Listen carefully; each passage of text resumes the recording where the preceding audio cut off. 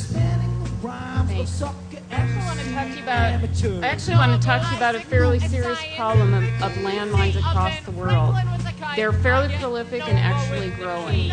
And the sad part about them is that they affect a lot of innocent people, particularly children, who find them out and actually think they're toys and pick them up. It's a widespread problem.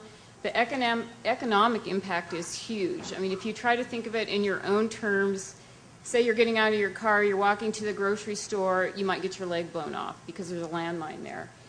There are steps being made. Nepal has most recently been declared landmine-free, removing over 12,000 minefields.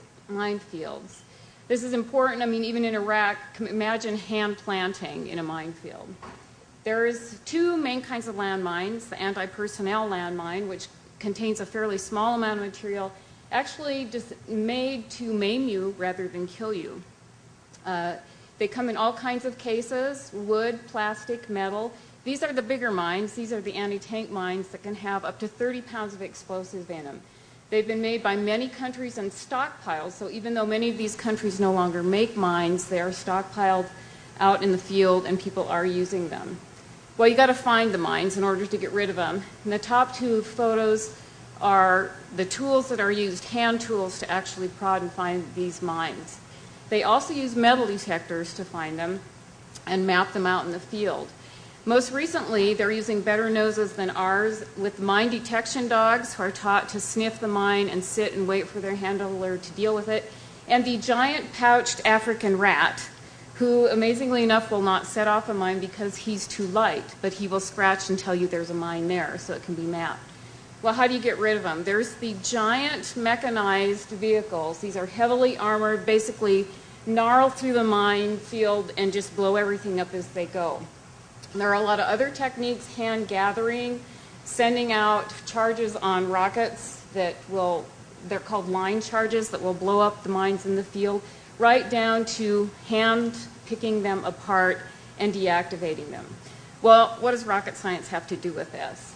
Each one of these big boosters, known as the shuttle solid rocket motors, has a 1.1 million pounds of solid propellant in it, 2.4 million pounds of thrust. Hard to imagine. Well, that solid propellant, it has a flame temperature about 4,600 degrees, which can melt steel, it ignites wood, and it melts plastic. Remember, those are all the things that were on the cases of mines. The problem is getting them from that big thing down to the little thing. And this is obviously an animation that I didn't get rid of, but this is what it looks like when it's burning a chunk of steel. So basically, it burns a chunk of steel, burns a hole through it, and lights the fill inside. This is down to 90 grams or 0.2 pounds of propellant. Same propellant that's in the rocket boosters now is being used in a demining flare. There's the article, comes on a little stand. Looks just like a pink eraser on the end of a pencil. And very easy to use, and it can't be used as a weapon. That was one of the rules as far as making these things. They had to be cheap, couldn't be turned into a weapon, easily transportable, and this little demining flare did all those things. You don't actually have to touch the mine. All you do after the mine is found, you put one of these little articles, point it at the case, and then you light it either with an electric match or with time fuse, so you are well away from the material when it lights. One of the most fun things I did was go to Fort Campbell, Kentucky, and train the special operations guys how to use these articles.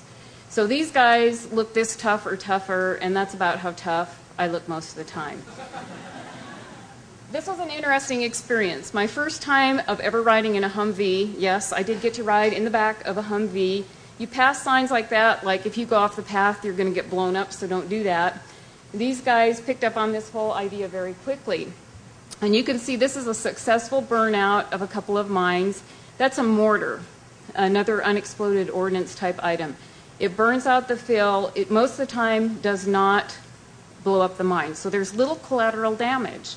But once in a while, you will hit the initiator before you hit the main fill, and then you get a detonation, and it throws hot shrapnel, which causes forest fires. This actually happened to us, and I was all for calling the fire department and evacuating. These special ops guys get their shovel, go beat it down, and say, okay, keep going. So it was pretty amazing. We've sent these little demining flares all over the world. Jordan, Oman, Ethiopia, Bosnia, all over the world, and they're being trained. The demining teams are being trained to use them. Well, I couldn't help but put in a space technology spin-off. Other than cool pictures like the Saudi Arabian desert down there in the corner, there's been things like when you go to the doctor now, they stick a thing in your ear instead of a thermometer. That actually is a spin-off from space technology, and there's a whole slew of other ones. If you're interested in more information, there's tons of contacts. You can even sponsor a mine detection dog. So lots of good stuff, and please look into it if you have any interest in it. Thank you.